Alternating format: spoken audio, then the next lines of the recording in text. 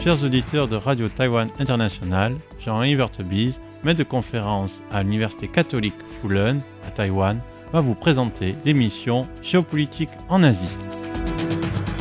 Chers auditeurs de Radio Taïwan International, bonjour pour ce nouveau podcast de notre émission Géopolitique en Asie. Nous allons revenir sur un événement très récent, assez récent, mais qui n'a pas fait du tout la une des médias internationaux, ou par exemple qui n'apparaissait pas dans les pages internationales du monde, qui donc mérite considération. Cet événement dont nous parlons, c'est un événement qui en fait relie ensemble trois puissances d'inégale valeur, d'inégale importance, mais qui sont sur un alignement géopolitique extrêmement fort. Donc cet événement dont nous voulons parler, que nous allons analyser maintenant, c'est la double visite en Corée du Nord d'une délégation russe menée par le ministre des Armées russe et par un délégué aux affaires internationales chinois. Cette double délégation russe et chinoise en Corée du Nord, orchestrée par Kim Jong-un lui-même, est extrêmement importante. Donc d'une part, elle manifeste la réouverture de la Corée du Nord après les années Covid, mais plus encore, elle se situe évidemment à un moment charnière et symbolique. En effet, cette visite à la fois de la Russie, d'une délégation russe menée par un des plus hauts responsables de l'appareil de défense russe et par quelqu'un qui est attaché aux affaires internationales en Chine, avec une délégation relativement importante de responsables politiques chinois. Cette intervention, cette visite, elle intervient dans le cadre des 70 ans de l'anniversaire de la fin de la guerre de Corée. En réalité, on dit la fin de la guerre de Corée. La guerre n'a pas véritablement fini puisque cette guerre s'est achevée sur des pourparlers qui n'ont pas véritablement permis de créer une situation de paix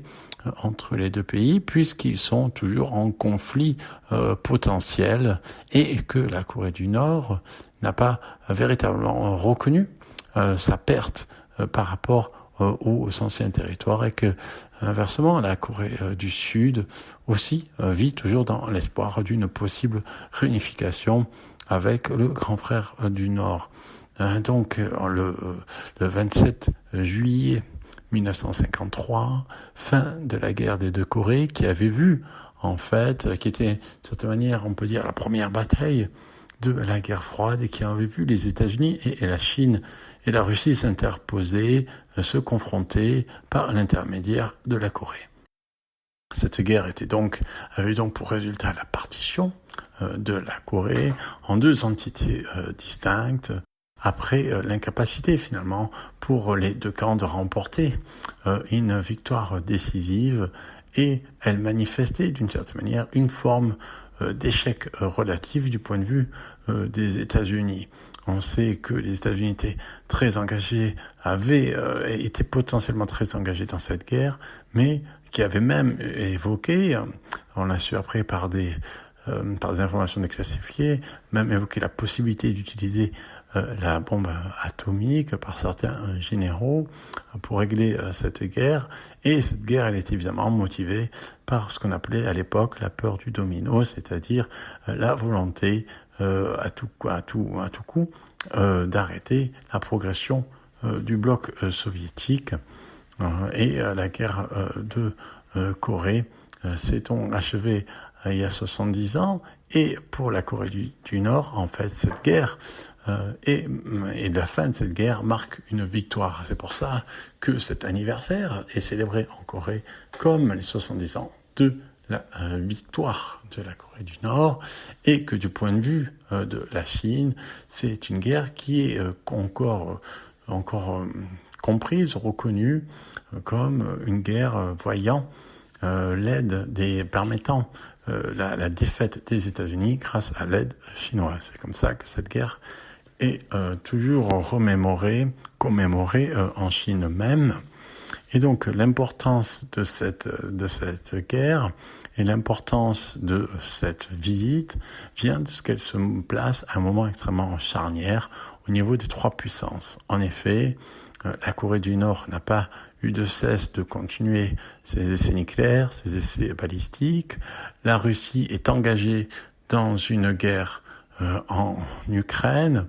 à travers laquelle souvent elle menace de l'utilisation de l'arme nucléaire, et la Chine est en position aussi de tension et de confrontation plus ou moins directe au niveau diplomatique, au niveau géoéconomique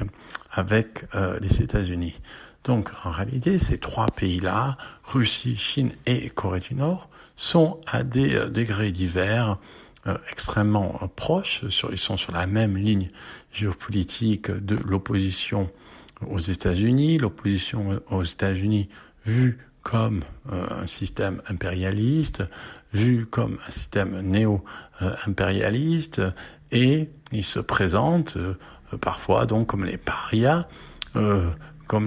et en même temps d'un système international qui serait inique, et donc à la fois comme les chantres d'un nouvel ordre international, notamment pour la Chine.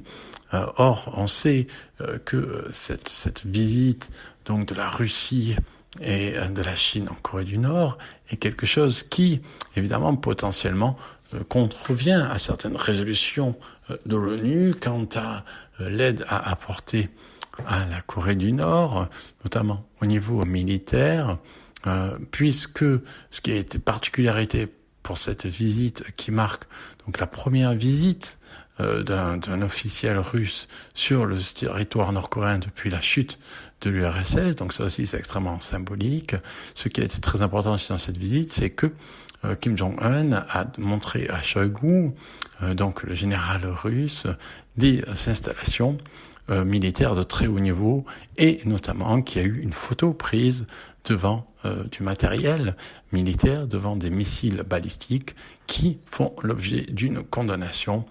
à l'ONU. Il s'agit donc de défier ouvertement l'ordre international, et alors même que la Russie est une partie intégrante du Conseil de sécurité de l'ONU. Il s'agit donc de montrer la puissance et la défiance de ces trois pays. Alors évidemment, bien entendu, si on se situe dans la perspective d'une forme d'alternative géopolitique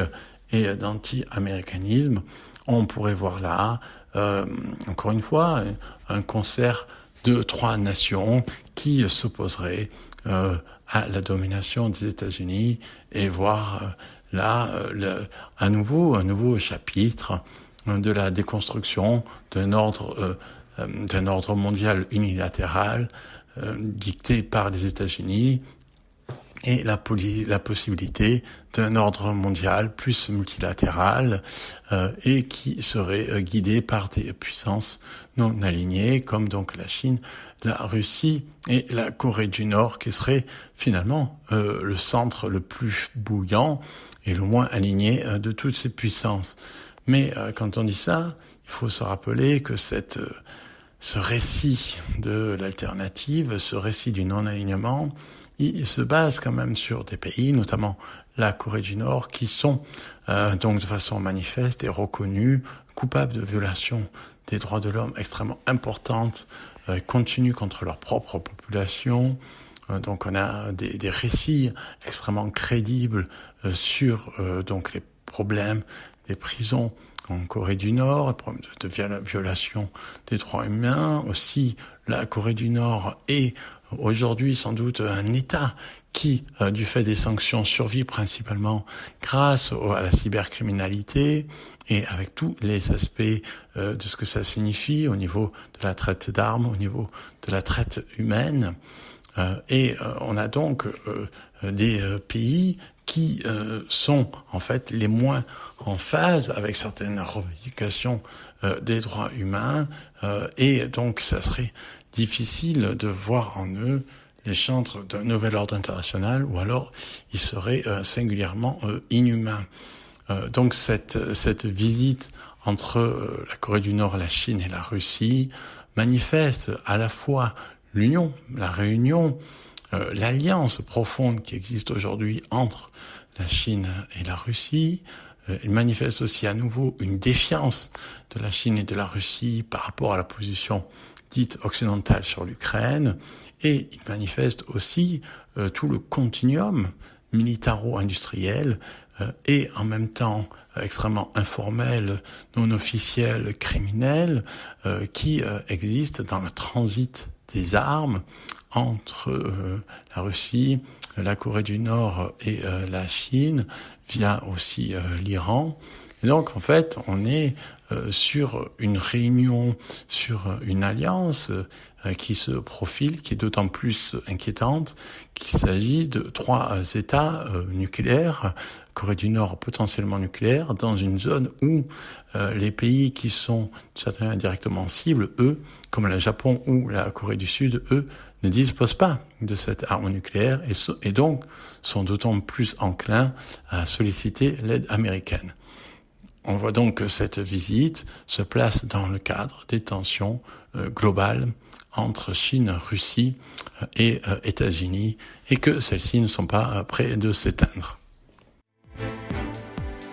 C'était Jean Evertebise dans son émission Géopolitique en Asie pour RTI.